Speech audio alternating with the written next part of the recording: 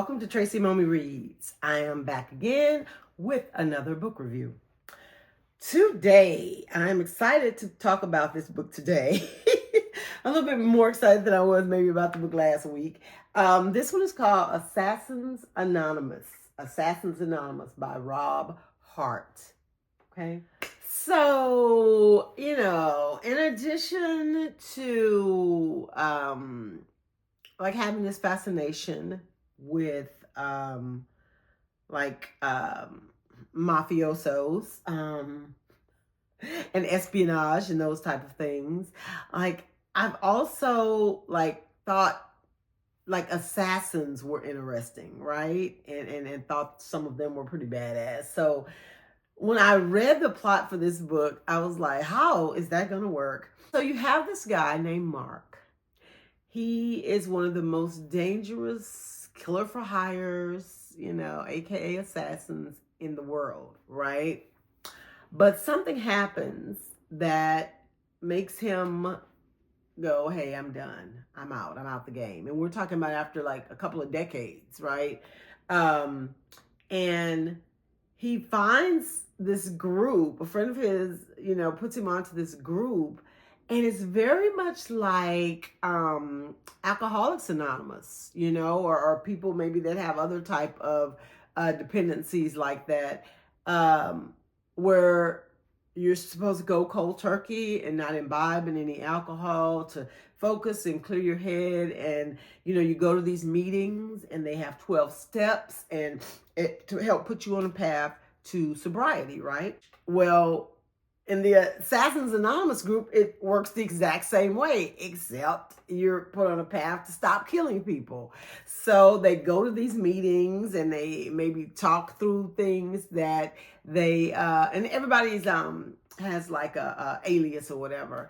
But, maybe talk through some of the things that you did, people that you killed, how it made you feel, not specifics like, oh, I killed the prime minister of such and such. But, once I killed a guy and, I realized later he had kids or, that type of thing. Because even though, a lot of them appear to be cold-hearted because just pulling the trigger on somebody or going up stabbing somebody, you have to be on a whole nother level to be able to do something like that, right? But some people can go home, I guess, according to the stories, and just sleep like a baby. And then others, they see the face of every person they've ever killed every time they close their eyes. So the thing about this group, though, one of the hardest things for them is that they all enjoy what they do. They all enjoyed it. They liked it. They loved it.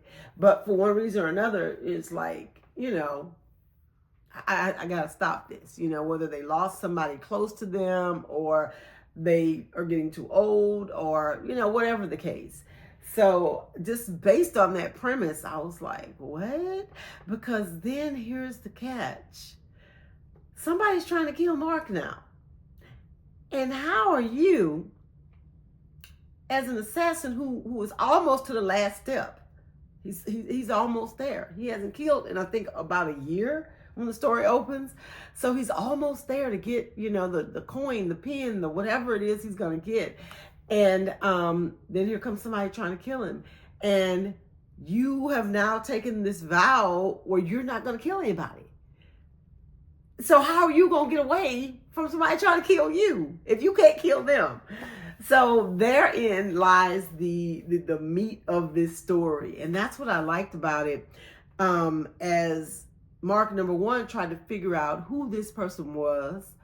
And he knows, having been on the other side of that, it's really not about that person. He needs to find out who sent the person.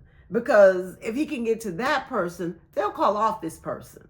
So him killing, a fellow assassin or whatever isn't going to necessarily take the bounty off his head, because this person dies, they're just going to send somebody else in to do it. So with the help of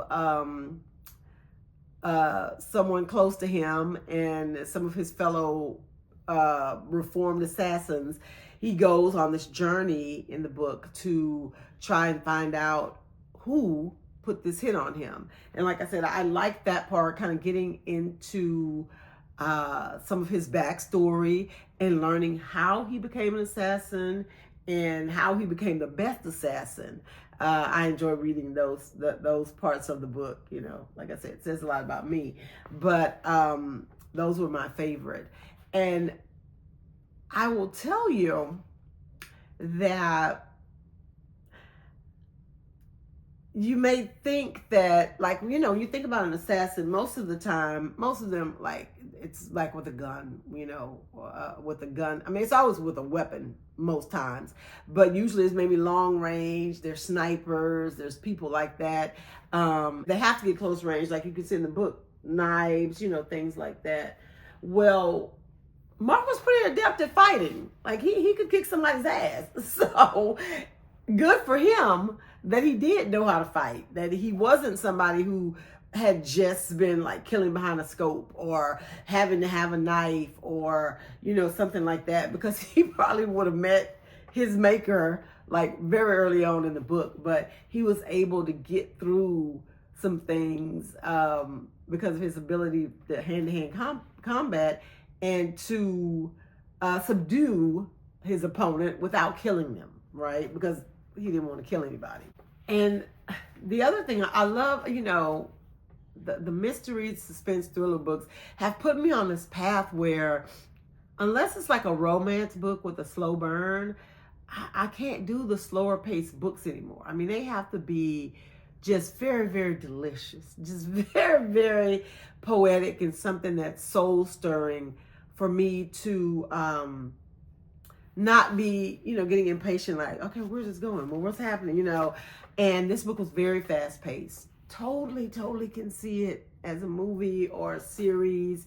I mean, it's like, you know, there's a clock ticking and we got to find out who has these orders out here before, you know, I'm literally, you know, the orders are executed and I'm executed as well. So that, I really enjoyed that. What I didn't like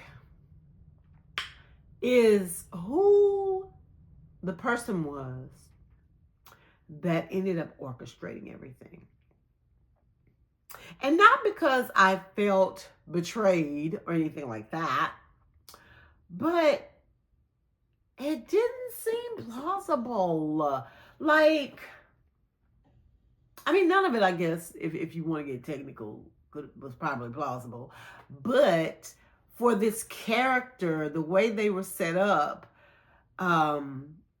and maybe sometimes that's why it's good when you see visuals of something as opposed to reading. Because the author has to leave out some stuff, because if they say this person said this, but his eyes were all over the place, we know he's lying from reading that. It was never anything like that. Like the way that this character was introduced, and then there was a little subterfuge about what happened to them, for them to come back and end up being the mastermind and potentially outsmarting someone like Mark, who had been in the game for so long. I don't know. I didn't like it. But you know, the day that y'all come on this channel and I'm like 100% on board with the endings, you know, I think that's happened maybe 2 or 3 times on this, and since I've been, you know, reviewing books, where I'm like, no, that ending was good. Oh no, okay, I like the ending. I always have a problem with the endings, but it did not take away from the story at all, because obviously you don't even know it's gonna happen to the end. But yeah, I just really enjoyed like the pacing, the storytelling. I felt all of that was top notch. The takeaway, obviously, you know, with the whole Assassins Anonymous and being, you know, like a play on the Alcoholics Anonymous, is that at any time, if someone wants to change their life, they can. You know, it's not gonna always be easy, and I think that that's what stops a lot of people, is because it's going to be hard. It could even be painful. But depending on what type of life you want to lead, if you just given up, go on with your bad self, do what you're gonna do.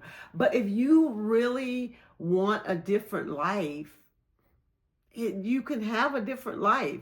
And a lot of people I don't know that they truly believe that, I can, myself, for an example, I remember how I really wanted to get my bachelor's degree.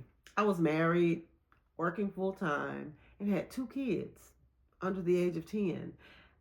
And like the average person would be like, no, that's too much. I'm too tired. You already got a job. Like, you know. But I did it because it was a personal goal I set for myself. And yeah, it was not easy at all. It was a lot of sleepless nights. It was a lot of sacrifice in doing certain things. Sometimes I was taking like online tests with my daughter in my lap, trying to feed her or whatever. But you what you want to happen for yourself, you have to put forth at least some effort, right? Nobody can do it for you. So even in the book, there were a lot of the assassins who it would have just been so easy for them to just go kill somebody that was. I mean, Mark could have he could have killed everybody in his path, right? I mean, because he was adept enough to do that, but he decided not to, because then you're starting over.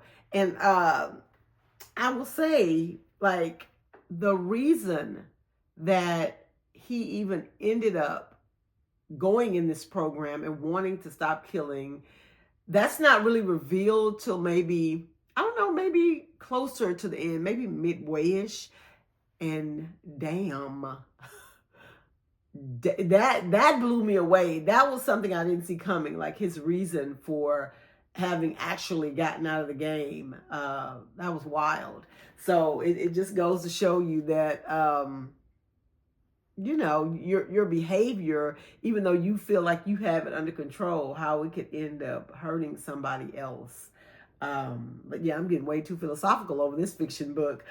But yeah, I really enjoyed it. Highly recommend it. Some of the triggers. Let's talk about those triggers. I mean, murder. Like, they're assassins. I'm not laughing to make light of it, but it feels ridiculous to have to say that. But there's murder happening. There's murder that has happened, right? Some of it is graphic, and some of it's not. Some of it's just okay. I mean, and I'm saying it's not because they don't give the details of what happened when a bullet hits the skin and the blood. Nah, I probably just got more graphic than the way that they maybe talk about somebody being shot in the book. But there is some graphic details about some of the dead bodies. So, like postmortem or things like that. So as they try to figure out how somebody was killed type thing. So keep that in mind.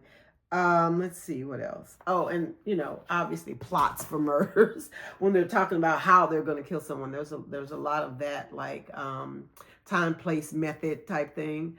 But yeah, I enjoyed it. I would love to see this. I'm trying to think who I would cast as Mark. I haven't done that in a while, like done any fan casting, but because he seems like he's in his 40s now, right? And to the people he's in the group with, even, he seems so unassuming. And I say that because, like I said, he was like the best in the world, and he had a nickname, and they know who that person is, and they're all like, oh yeah, he was. And when a couple of them find out that Mark was that person, they're like, what? Like, they are in total disbelief because he just doesn't fit the image that comes to mind when you think about this kick-ass assassin who's doing all these things and breaking all these records and getting all these contracts. So yeah, I'm trying to think of somebody who in their 40s that they just seem like they could probably snap if they had to. I don't know who I would cast for that, but it would have to be somebody that also is kind of handsome, because a lot of the women in the book were flirting with him. I'm like the first person that came to my mind was Brad Pitt. But then Brad Pitt's like 60. I mean, he still looks good, but he is 60. So somebody that is a little bit younger than that. I don't know. What do y'all think?